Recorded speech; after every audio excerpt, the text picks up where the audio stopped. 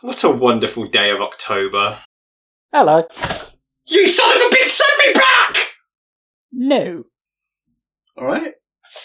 Why does everyone keep breaking into my house? Both of you get out! No.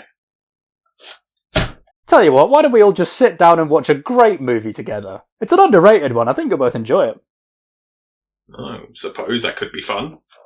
Dave, I just have to say it's a privilege to meet you.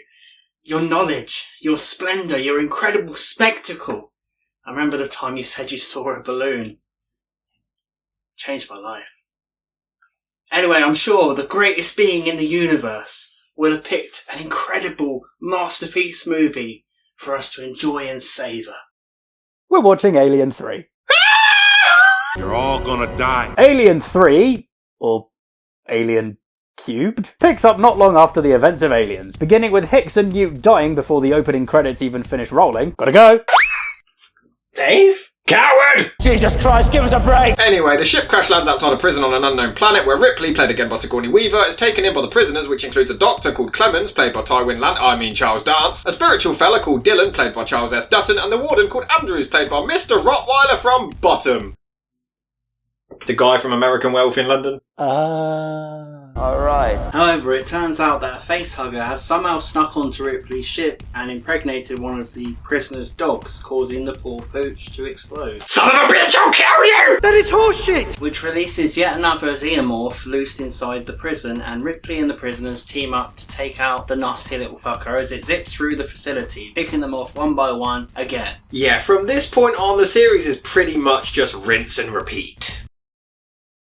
And shit. It's a long, sad story. Following the massive critical and commercial success of Aliens, 20th Century Fox was keen to produce additional Alien sequels. However, producers Walter Hill and David Giler, who produced the first two movies, weren't all that keen on the idea, stating, "We wouldn't do a repeat of 1 and 2. So that was a fucking lie. I have a very, very good reason. That being said, they were interested in exploring the motives of the Weyland-Yutani Corporation and why they were so intent on using the xenomorphs as biological weapons. The pair discussed various concepts with their producing partner Gordon Carroll, eventually leading to their production company Brandywine Productions producing treatments for a two-part story. The first of these would have explored a Cold War-esque battle between Weyland-Yutani and a group of militant socialist humans and would have followed Hicks as the protagonist, with Ripley only appearing as a cameo before returning in the fourth installment. Because that works so well for the Terminator franchise. Hey, Salvation was a good movie. Back me up. No. Sigourney Weaver liked these treatments and was even open to the idea of a smaller role, as she didn't think there was much left to be done with the character of Ripley. And she also hadn't quite forgiven Fox for removing certain scenes from Aliens that explored the character's backstory. Although Fox was sceptical about the idea, they did agree to finance the project, but only on 2 conditions. They would shoot both films back to save money, and they had to try to get Ridley Scott back in the director's chair. Sadly, the latter didn't work out, as although Ridley was interested, his busy schedule wouldn't allow him to commit. Oh, but he saw the script for Napoleon and was like, hey, I'll do this. Good. In September of 1987, cyberpunk author William Gibson was approached to develop Brandywine's treatments into a fully fledged screenplay, and Gibson, a huge fan of the series, happily obliged. However, due to the upcoming Writers Guild of America strike, Brandywine asked Gibson to deliver a full script by that December, and Rennie Harlin was picked up to direct following his work on A Nightmare on Elm Street 4. Yes, apparently making a film in which Freddy Krueger pisses fire was enough to land him this job. How eloquently put, Dave. Oh, do shut up. Everything's in place. Gibson's script differed greatly from the final film and would have picked up immediately after Aliens, with Hicks and Bishop being picked up by a group calling themselves the Union of Progressive Peoples. The story would have then followed Hicks as he discovers that Weyland-Yutani is using the xenomorphs to build an army, but not before a facehugger gets on board the group's space station and overruns the facility, leading to Hicks teaming up with the survivors to destroy them, ending with a teaser for a 4th movie. A 4th Alien movie. Ridiculous. What? However, Giler and Hill were unimpressed by Gibson's work, feeling that while it was well executed, they found the core concept to be deeply uninteresting and felt that the story lacked the human element present in Aliens. Once the Writers Guild of America strike was over, they asked Gibson to do more rewrites, but he turned them down due to other commitments and feeling that they were taking too long to come to a decision. It wasn't all for naught though, as Gibson's unproduced screenplay was eventually recorded as an audio drama in May 2019 with both Michael Biehn and Lance Henriksen reprising their roles. I hate when a movie takes years to get produced. Alright. With Gibson out of the picture, Rennie Harlin suggested that Eric Red take over writing duty. Red took 2 months to deliver a draft in February 1989, which didn't focus on Ripley at all, and instead focused on a whole new set of characters. The plot opened with a team of space marines boarding Ripley's ship, only to find that the entire cast of aliens had been killed off by the xenomorphs in between movies. This would then have continued with the xenomorphs attacking a small town in a space biodome, leading to an all-out war between the townsfolk and the aliens. Randy Wine once again rejected this script, as it deviated too far from their original treatments, and it was at this point that the plan to develop 2 films simultaneously was completely scrapped. The next writer to be brought on was David Toohey, who was instructed to rewrite William Gibson's script. Toohey's draft once again removed Ripley altogether, and also changed the setting from a space station to a prison planet, in which illegal experiments were being conducted to turn the aliens into biological weapons. However, Rennie Harlin felt this was too similar to the previous movies, and he finally quit the project over the constant rewrites and delays, though he was offered Die Hard 2 by Fox as an alternative project to go back to. Toohey's script was then delivered to Fox president Joe Roth, who hated the idea of an alien film without Sigourney Weaver and demanded that Ripley be worked into the project. Weaver was then called to reprise her role and only accepted when Fox agreed to pay her an insane $4 million salary plus a percentage of the movie's profits. She also wanted more creative control over the story, requesting that Ripley be killed off at the end, and even demanded that the action scenes contain no gun violence due to her strong stance on gun control. Even though in the last film... And also, not only does this mean that this is a prison without guns, except when they do have them. I mean, they're using a gun! What happened there, Weaver, you silly cow? And you have no weapons of any kind? And that's the problem. Most of the time you're watching the movie thinking, you know what would have made this scene a lot cooler? What? A fucking gun! You know what would be a bit more helpful than this? A unicorn? A fucking gun! She sucked the cool out of the film on purpose from the very beginning! But she doesn't believe in firearms. Tell him, Dave. I mean, I don't believe in guns, but if I ever see one of those fuck-off xenomorphs, I'll become a fucking AK owner within a day. You always blow my mind.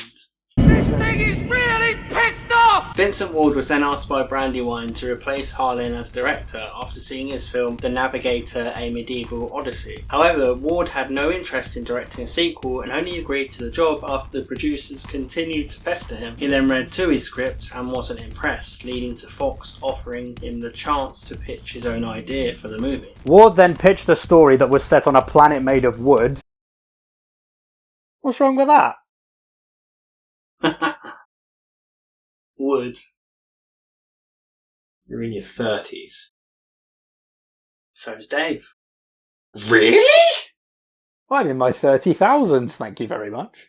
What are you talking about? The planet was inhabited entirely by Luddite monks. Ripley would have then crash-landed on said planet, and the monks, angered by the idea of a woman interrupting their religious harmony, would have then thrown her into a prison cell. An alien which stowed away on Ripley's ship would have then started massacring the commune, culminating in Ripley discovering that she'd been impregnated by the alien and sacrificing herself to kill them both. Ward's pitch was met with mixed responses. While the producers and Sigourney Weaver loved it, executive producer John Landau considered it to be too artsy-fartsy, very professional term, and inaccessible for general audiences. Fox had also already announced a release date of 1992, putting huge pressure on Ward to develop the film on time, whilst he was still prepping the script. He even went as far as building some sets for the wooden planet idea, only for the producers to demand that this aspect be changed later. In the end, while Ward was convinced to change the wood planet to a mining facility and the monks to prisoners, he grew tired of the constant studio notes and demands he was receiving, and eventually asked to be fired. However, he would ultimately receive full credit for the film's story, and the main plot of the final picture genuinely followed his basic story structure. By this point, over $13 million had been invested in the project, and there was still no script, no attached director, and filming was scheduled to start in just a few months. In the end, Hill and Geiler finally bit the bullet and rewrote the script themselves, merging both Ward and Toohey's concept into one screenplay. And just 5 weeks before filming was due to start, David Fincher was brought in to direct. Fincher was only 26 years old at the time, and was mainly known for directing music videos, and had worked as a VFX artist on both Return of the Jedi and Indiana Jones and the Temple of Doom. However, he was very enthusiastic about joining the project, as he was a huge fan of the original film and wanted to bring his personal vision to the franchise. Filming on Alien Cubed finally began on January the 14th, 1991, and yet somehow the problems still weren't over. Originally, due to the film's rising costs, the shooting schedule was cut down from 90 days to just 70, meaning that the cast and crew had to work 18-hour days, 6 days a week to get the picture finished on time. For the same reason, the studio was only willing to grant Fincher 25 visual effects shots for the entire film, which was less than half of what Aliens had. As a result, Fincher had a terrible time making the movie. Not only was he having to deal with an insanely rushed production schedule and a script that was constantly being changed, but the producers relentlessly overshadowed him throughout filming, constantly looking over his shoulder and questioning every decision, no matter how small. He would also constantly get into fights with Hill and Geiler over their changes to the script, even calling them a pair of hacks, which led to both writers walking off the production completely. In fact, the famous scene where the alien confronts Ripley in the infirmary almost wasn't featured in the film, as Fox wouldn't allow Fincher to shoot it. He literally had to grab Sigourney Weaver and a camera and shoot the scene by himself behind the studio's back. However, Fincher also wasn't entirely blameless either. Even at his young age, the director had garnered a reputation for being an uncompromising perfectionist, often spending entire 18-hour days on scenes that only lasted a few seconds. Even the actors, who seemed to be the only people on set who actually liked him, started taking bets on how many takes he would use to complete a scene. Fincher would also frequently fire many of his second unit directors and often changed his mind about how a scene should be shot after it had already been filmed. For example, the alien originally gestated inside of an ox rather than a dog, and when Fincher pivoted towards the latter idea, new scenes had to be shot to explain the change. Which means that this motherfucker actively chose to murder a dog. Son of a bitch, let me at him! Eventually, with the movie 23 days behind schedule, a fed-up Fox shut the production down altogether. However, Fincher was then asked to put together a rough cut to screen to the executives, and while they thought it needed work, they felt it had potential and told the director to make a list of everything he needed to deliver a finished product. Fincher requested 6 additional weeks to finish the film, but the studio would only grant him 8 days, and in December 1991, Alien Cubed was once again put back into production. However, when shooting wrapped and the film reached the editing stages, Fox continued to question all of Fincher's decisions, claiming that the film wasn't scary enough and that it was too homoerotic. This was the final straw for Fincher, causing him to walk off the production for good, and the final edit was completed without any involvement from him. So after nearly 6 years of production hell, only 6 years!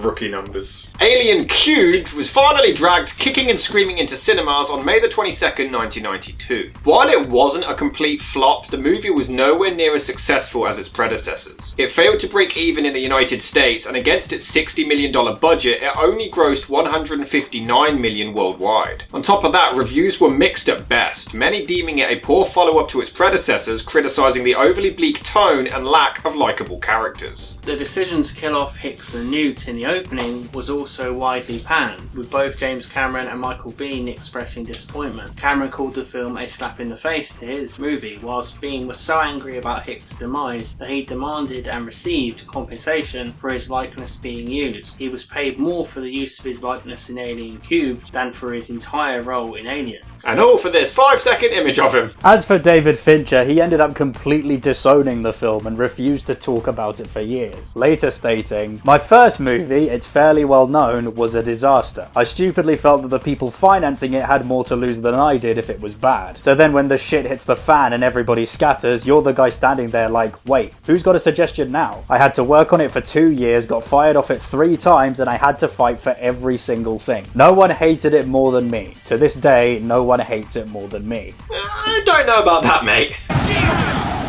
However, Sigourney Weaver has since said that she stands by the film and loved working with Fincher, though she was critical of how Fox treated him during filming. In fact, it's often believed that her support of the director was one of the biggest reasons why his career was able to continue. However, Charles Dance took it a step further, not only praising the film in Fincher's direction, but stated, "I think Alien 3 was a better film than Aliens, to be frank." No wonder they shot him on the toilet in Game of Thrones. Sorry. However, in 2004, an alternate version of the film known as the Assembly Cut was put together without Fincher Fincher's involvement, restoring the 30 minutes of footage that was cut from the theatrical release. This version of the film received much better reviews, and despite the movie's initially mixed reception, both the theatrical and assembly cuts of Alien Cubed have garnered cult status amongst the franchise's fans. It's the end result of clashing ideas, multiple scripts, a revolving door of directors, and 6 years of development hell. The fact it even got finished at all is a borderline miracle. So you're saying Ready to Stumble has a chance? Why would anyone ever want to be involved with Ready to Stumble? So really, the credits should actually have quotation marks and say, and abandoned by. I'll give them this much, the 20th Century Fox sound at the start transitions to a creepy score, which is really cool. I do like it when movies play around with that, and this is really unique. I mean, nothing. It's crap. It's crap! The opening credits are weird though, as they cut to random deaths during it. It's like, you see, creepy text, boom, cracker, creepy text, nice and calm, yeah, blah, blah, blah. And they last a fucking lifetime! I just love how they don't even fuck around. Yes, everyone you like from the last movie, well, they're all fucking dead. Buckle up, buttercup! And they literally say it too. 12 years old, she's fucking dead, mate. Gone. Kaput. I'm kind of two minds about this. On one hand, it's a pretty bold statement to kill off multiple major characters in the opening minutes of the movie. It's immediately letting you know that no character is safe and that anyone could go at any point, so the stakes are immediately higher. Plus, it's not like killing off major characters in horror sequels is anything new. However, part of what made the ending to Aliens so great was knowing that the characters would have a happy ending after everything they went through. So to have them survive everything only to be like, okay, they die now, bye, without any kind of fanfare kind of lessens the impact of Aliens ending. Are we sure this wasn't the writers of Game of Thrones? It does remind me a lot of Terminator Dark Fate, in which they axe off the iconic John Connor in the first 12 seconds, but as stated in our review of that, I'd be okay with it if it added something to the story. They could have brought John back, had him become a mentor to a new character, and then die at the end, and it would have been fine. Elm Street 4, the characters were brought back but then killed off to show the severity of Freddy's intentions. It can work, but here they're just farted out of existence between films, and the movie then continues to movie as if they never meant a goddamn thing. They vividly describe how Newt died and under what circumstances. They show her the corpse. This is a child. Also, why would Ripley want to see her? Who else is it going to be? Why do you want to look at Newt's dead body, sick bitch?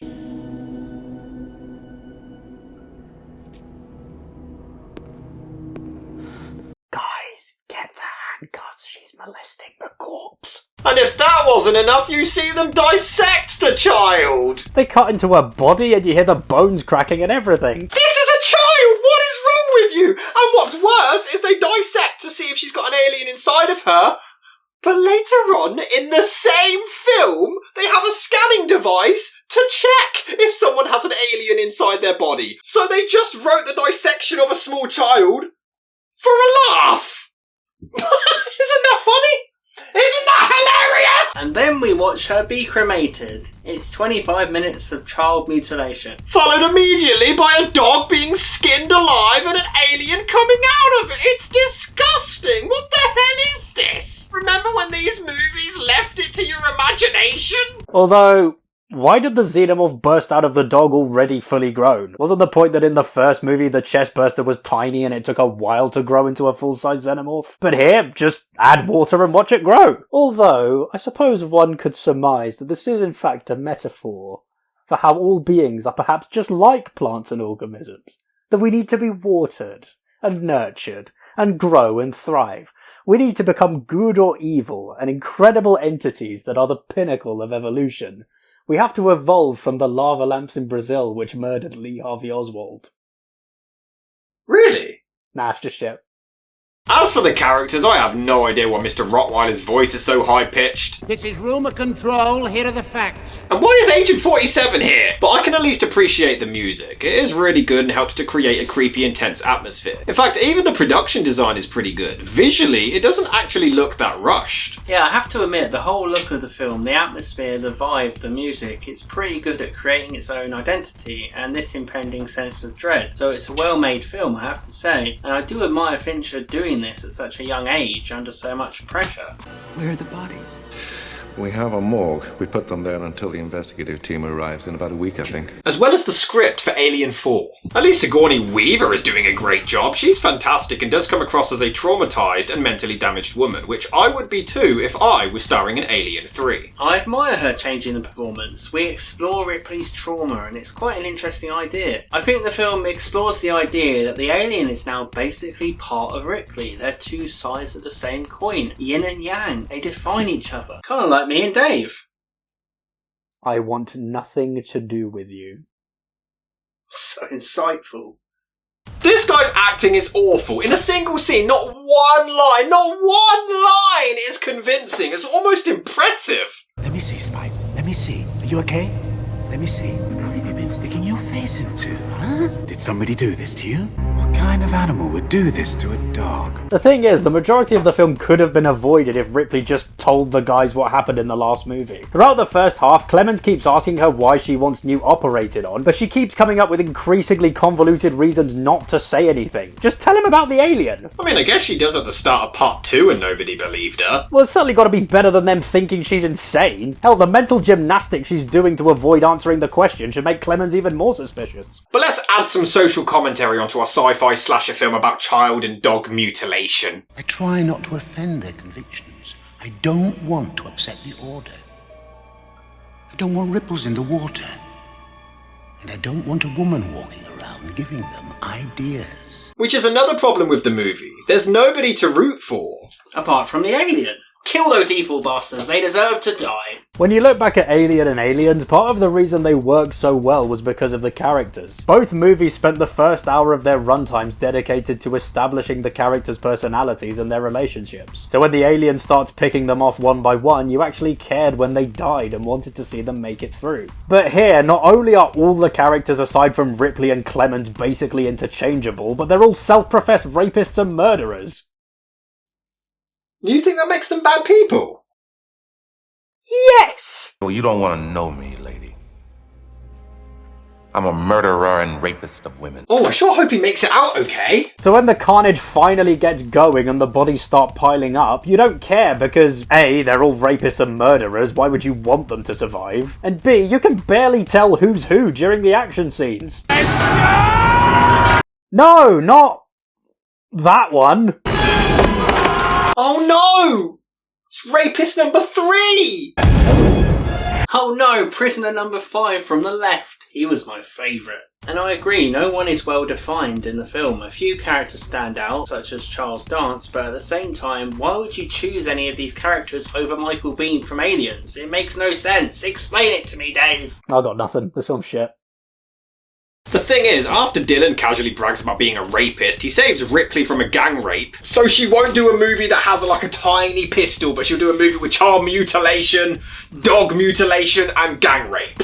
I have no idea. But then, he's nice all of a sudden. Yep, we're supposed to root for the criminal because he stopped a rape one time. Now, it is possible to find unlikable protagonists interesting and still get invested in the story. Films like Attack the Block do this really well. You can use criminals well in movies without the need to feel sorry for them, like Saw 2. But here, they're all so boring and I struggle to tell them apart. I can only tell the rapist apart because he's black. Everyone else is a generic white dude, so they're all the same. The thing is, in other franchises, it's true that you do end up beginning to root for the slasher villain instead of the victims because they're more interesting. But this isn't Michael Myers or Chucky or Freddy Krueger, it's a fucking xenomorph! He doesn't have a personality! I suppose the kind of Judgment Day idea in the film is interesting. These are bad people and it's almost as if the alien is their reckoning. I like that idea. Then you drop Ripley in there and we get some good in this horrible cesspit of bad people. So there's now reason for them to fight for more than just themselves. So there are some good ideas here. I think it's just why. The film doesn't have a lot to it. It's bland and lifeless, but I'll give it this much. I'm never really bored. It just has this strange quality to it. I don't really know how to describe it. While there's no one really to root for or much life to it, I kind of admire the nihilistic darkness of it. There's really no other film like Alien 3 and perhaps that's either a good or bad thing. But when I'm watching it, I do get involved, but at the same time I'm confused. It's such an odd relationship I have with this film. Okay, the third act does drag a bit, so towards the end it becomes a bit of a slog, and they added half an hour more onto this? The idea to confront the alien without any weapons is is something unique to this film. I understand why they did it. We've seen people going all guns blazing against the aliens. Now you're facing these nightmarish beings with barely anything to defend yourself. That makes this one darker. There's more peril and more fear, and you have no idea how they're going to survive. So again, I like the idea, but it's just not delivered remotely as well as Aliens anyway. So it's almost like the ideas were somewhat good, the execution just wasn't great. Speaking of which, let's actually talk about the assembly cut. Now, Fincher wasn't officially involved in this cut, but this is supposedly a much closer version of his original vision. And some of the changes are actually pretty cool and improve the film a great deal. For instance, the character of Golic, played by Paul McGann, has a much bigger role in the assembly cut. About halfway through the film, he witnesses the alien kill 2 of his mates, and he's brought to the infirmary for questioning. In the theatrical cut, this is the last time we see him. We don't know whether he escaped, or died, or left to travel the universe in a time-traveling police box. He literally just vanishes from the movie and is never so much as mentioned again. But in the assembly cut, we get to see a lot more of him, and it ties into another major change between the two cuts. Unlike in the theatrical version, where the plan to trap the alien fails miserably, in the assembly cut it actually succeeds. However, Golic, believing he has some kind of spiritual connection to the creature, breaks out of the hospital wing and releases the alien, only for it to kill him instantly and continue massacring the prisoners. Not only does this cover up a pretty big plot hole from the theatrical cut, but it actually ups the movie's stakes, as the characters think they're given a moment to breathe before everything goes tits up again. In fact, there's a lot of interesting character moments that were just straight up deleted from the theatrical cut. The character of Junior, played by Holt McCallany, who led the attempted rape on Ripley, actually gets a moment of redemption in the assembly cut where he sacrifices himself to trap the alien. Granted, the idea of giving a rapist a redemption arc is kind of questionable, but still, moments like this go a long way to making the characters feel like actual characters instead of just disposable cannon fodder. But then some of these changes are just completely random.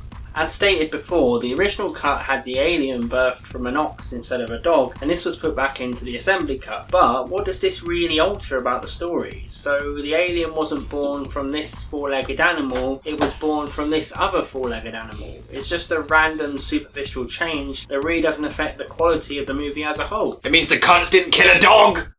Can you shut up about the dog? I'm more concerned about the cat, Jonesy. Look at him, so cute. Dave, which are better? He'll only trust your opinion, cats or dogs? They are both scum. Alright, cats. What? Can you not tell me what you were looking for in the girl? Attracted to me. That's not remotely what he asked. Hey! What was in the girl? Do you wanna fuck? Why is everyone on this planet horny? The extra actors are just weird. This guy finds some shedded alien skin and I think has an aneurysm. And yes, why wouldn't you stick your entire head inside the fucking hole? Admittedly, the effects are pretty damn good when he dies. This is insane, but then they clearly run out of money. This is embarrassing. What is this? The weird thing is, the close-ups of the alien actually look pretty good, but the wide shots are awful. You could tell they were really limited with what they could work with. Yes, someone saw The Evil Dead. But what is this? The Looney Tunes? Yeah, I can't defend this, but there is a reason why the wide shots of the alien look so off. The filmmakers used a rod puppet filmed in front of a blue screen so that the alien could run more like an animal, which wouldn't have been possible with an actor in a suit. Now this is a really cool idea, but the compositing of the alien puppet into the live action footage looks so bad. It's pretty clear the technology wasn't up to snuff yet. I'm starting to think this film might not be as good as I remember. It's a little bit pants, you know?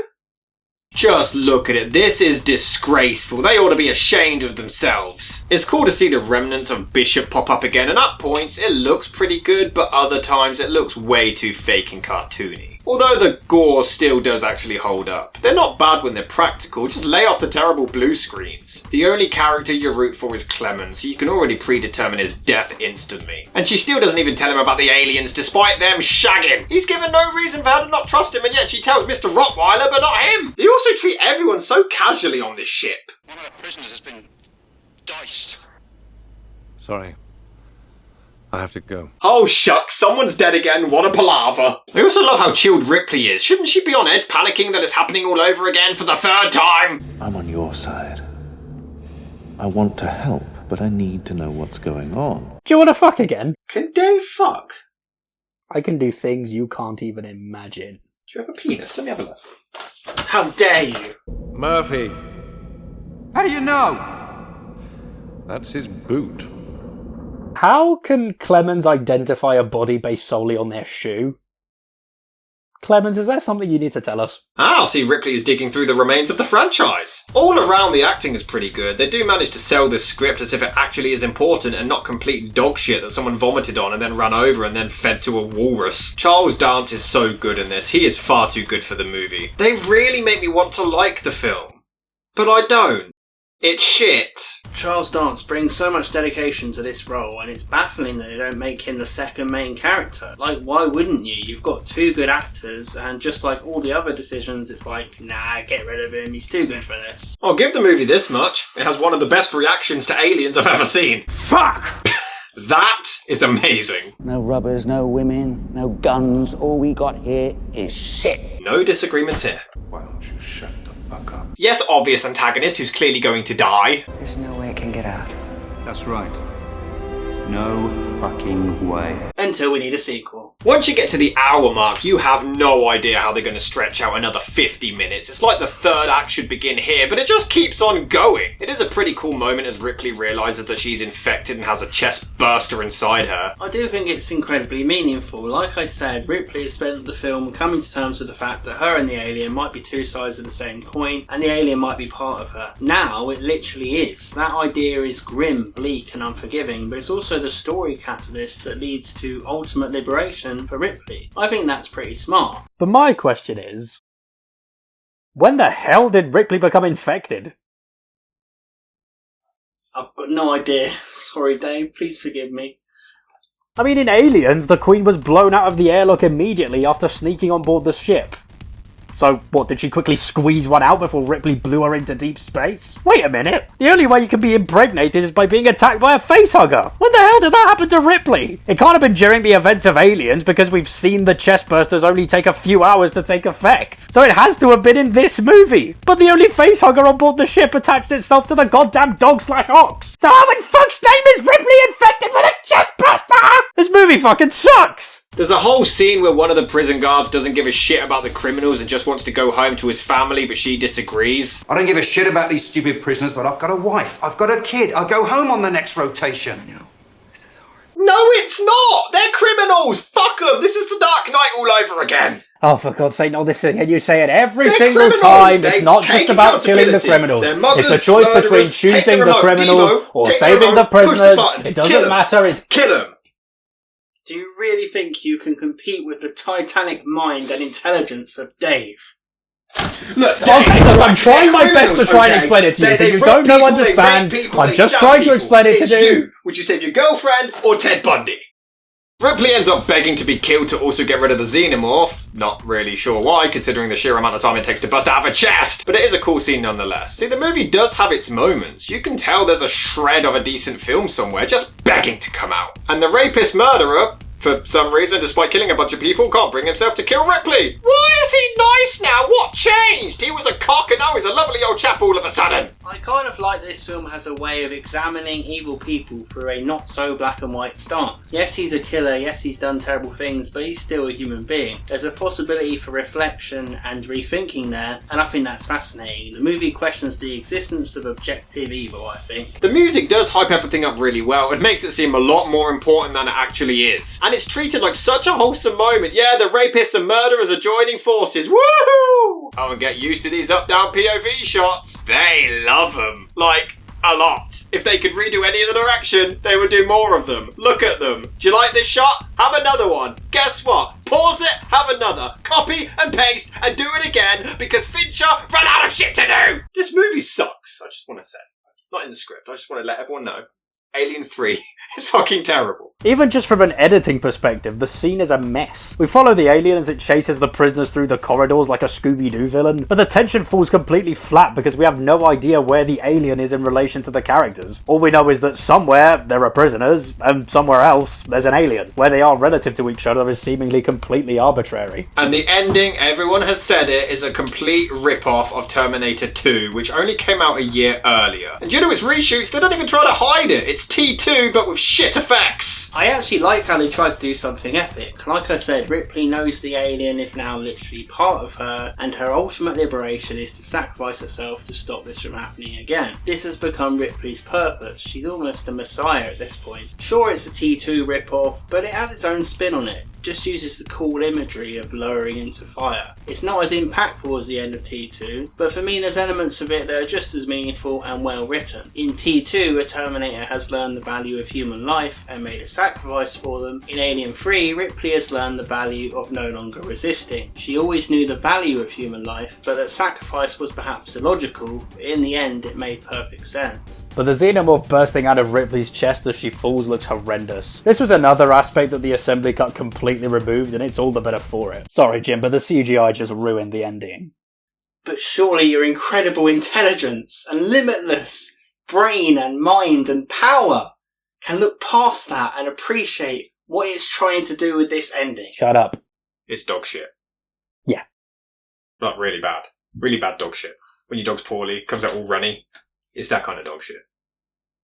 Yeah, alright. I mean, I still don't hate it. I do! There's definitely worse Alien movies out there. No, there's not! But on rewatch, I'm really struggling to see what I saw in this film the first time round. Same! Maybe it's because I love Fincher as a director, or maybe it's because I find the behind-the-scenes story so fascinating. But outside of the acting and production design, there isn't really a whole lot worthy of praise here. I'd say it's a movie that fascinates me more than actually entertains me. And while I still have kind of a soft spot for it, I can totally see why it's hated by so many. I honestly don't hate it. It perhaps came at the wrong time. Maybe the biggest problem with Alien 3 is that it follows Aliens and is so drastically different. Maybe this should have been Alien 4 and Alien 3 was more of a bridge movie to get us to this point. The issue with Alien 3 is that it jumps headfirst into something so unfamiliar you're just incredibly put off, longing for the incredible popcorn action of Alien or the dark cinematic brilliance of the first film. This one gives you a lot to think about and I think it benefits from rewatch. It's a film about moral ambiguity, nihilism and whether there is hope left in this dark world. I respect it for that. The ending is also pretty epic, although not perfect. For me, I don't particularly like Alien 3, but I do genuinely respect it. This movie is awful. It has no characters, the effects are mostly terrible, they do everything in their power to crap on the first two films, the acting and music are pretty good, and I suppose it's not very boring until the end. It's just a disgrace to two of the greatest movies of all time and should certainly be avoided at all costs.